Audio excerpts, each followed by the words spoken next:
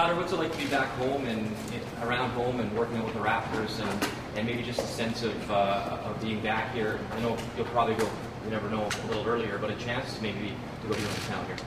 Yeah, it's an honor. I mean, it's a great opportunity to, grow up watching the team and then be able to come in and work out for them, especially, on the circumstances of it being my first workout. I mean, it's just an honor for me to be here. You don't get rattled very easily. Was this a bit surreal? Yeah, the whole process is a bit surreal. I mean, I don't think it really hit me until the combine, until I got there, and you're seeing all the NBA people, and you got the paperwork. So, I mean, I think it kind of hit me a little bit late, but just going through the process and enjoying it right now, and I think looking back, I'll be able to have some fun and look back, but right now I'm just enjoying it.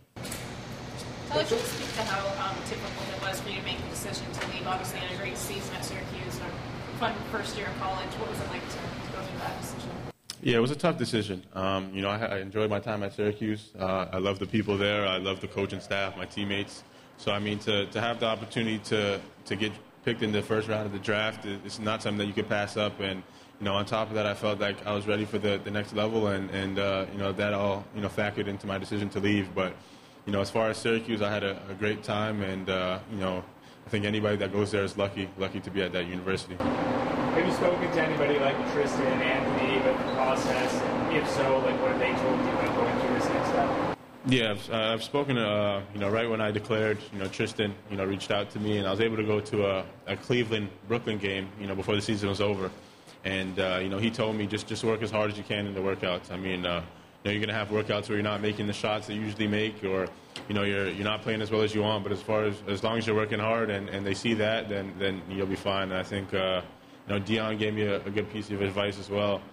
Just how hard you have to work, to stay in the league, to win games, and, just to keep your spot, because there's always somebody coming after you.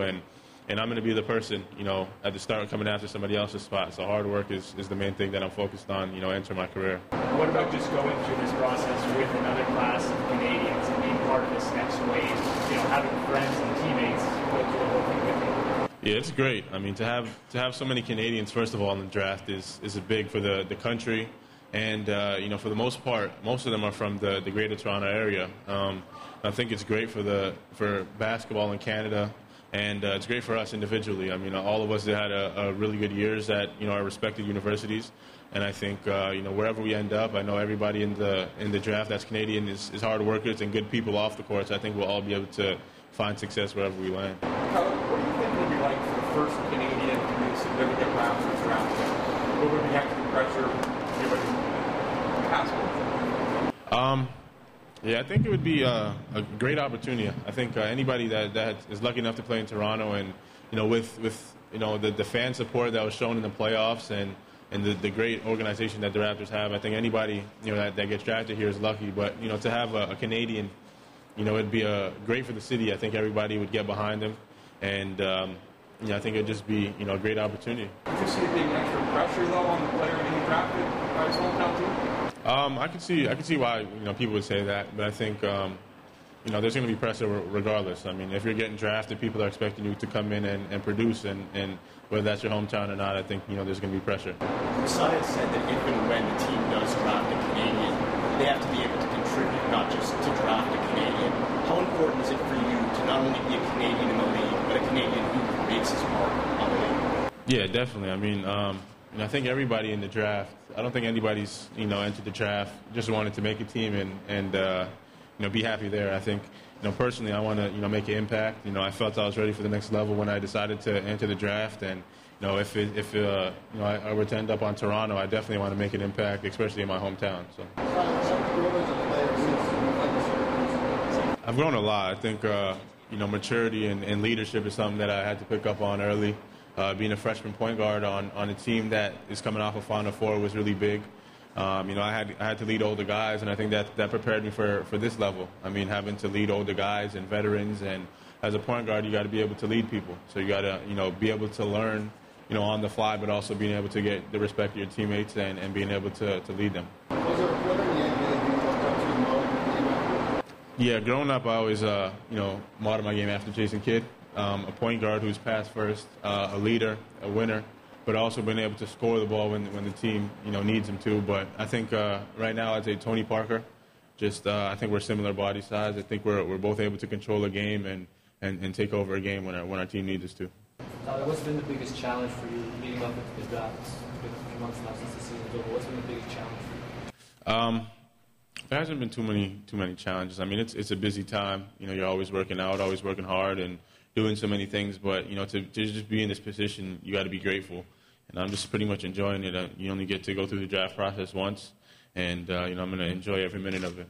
Did you expect a year ago that you would be coming out after 1 year? How would you rate your chances then? I didn't really. I definitely wanted to get to NBA. I think realistically, I would have thought 2 years. Being able to come in as a freshman point guard is not easy, but as the year went on and seeing the success I was having, I kind of had to think about it. And during the year, I tried to zone it out as much as possible, but near the end of the year, I kind of had to make a decision. And coming in, I don't think anybody figured me as a one and done, but I was able to prove to people that I'm able to play on this level. Why did you think you might need 2 years?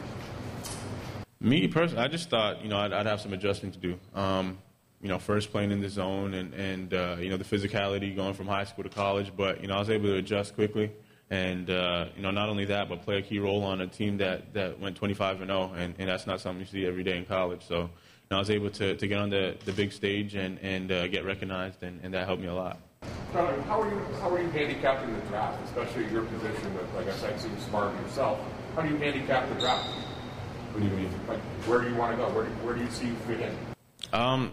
Anywhere, really. I think I'm able to adjust to any playing style. I think I'm able to compete with anybody for minutes. And as a young player, you're going to have to, learn from some veterans. And if I'm able to end up on a team that has a point guard who's established, and I'm able to learn from him, for a few years, and I'm more than happy to do that. But if a team, doesn't have a point guard and is looking for someone to come in and control the team and take over, then I'm more than willing to do that as well. Is it important for you to go, say, 6 instead of 9 or 8 instead of 12? How important is the place in the draft to you? I think it's more important to fit. I mean, there's people that could go high and not fit in on a team, and I think it's more important to end up on a team where you're needed and you're able to be successful, rather than being a high number draft pick. And it's tough for a player because you don't get to choose, where you go. And you just got to hope you end up in the right spot and make do with whatever team picks you, even if that's not the best fit for you. Tyler, is there something you're trying to show teams in these workouts leading up to the draft that you weren't able to show in college? Yeah, I think defensively I'll be able to surprise some people. Playing the zone doesn't help, in the draft process, but I think with my athleticism and my intelligence, I'll be able to guard people in my position and through workouts and playing against other point guards, I'll be able to do that. Tyler, where have you spent your time since the tournament, and who have you worked out with? I spent some time at school, before I made my decision, and then I went to Long Island, worked out with Jay Hernandez. He worked out Anthony last year, Michael Carter-Williams, and a couple other guys who were in the draft. And I was able to go back to school and finish up the semester. And then ever since then, I've been in Long Island. So I was there for probably a month and a little bit. Tyler, we've seen in the last couple of years Canadians going high in the draft. And I think you represent a new wave of Canadian talent. I mean, yeah, definitely. I mean, I think the older generation kind of opened up the doors to prep schools and Division I schools, but I think our generation was able to prove that we're able to make an impact on the college level. Almost all the top teams had Canadians who were playing big roles, and to have a number one draft pick last year and potentially one this year, along with a couple other picks, then I think Canada basketball has come a long way. Just get one more question, please. 2 years ago, you were in this building, just briefly with a bunch of other Canadians for that huge camp. It's kind of crazy to see where you've come since then, where everybody else has come since then. Yeah, it felt like so long ago, even though it was probably 2 years ago. I mean, I think I was going into my senior year of high school at the time, and to look back and see the people I was playing against and the position I'm in now, it's it's a big jump for me. I think I've improved a lot, and I've learned a lot along the way, and I've had some fun along the way as well. So I've just pretty much enjoyed my time playing basketball for fun, and I'm ready for the professional level now.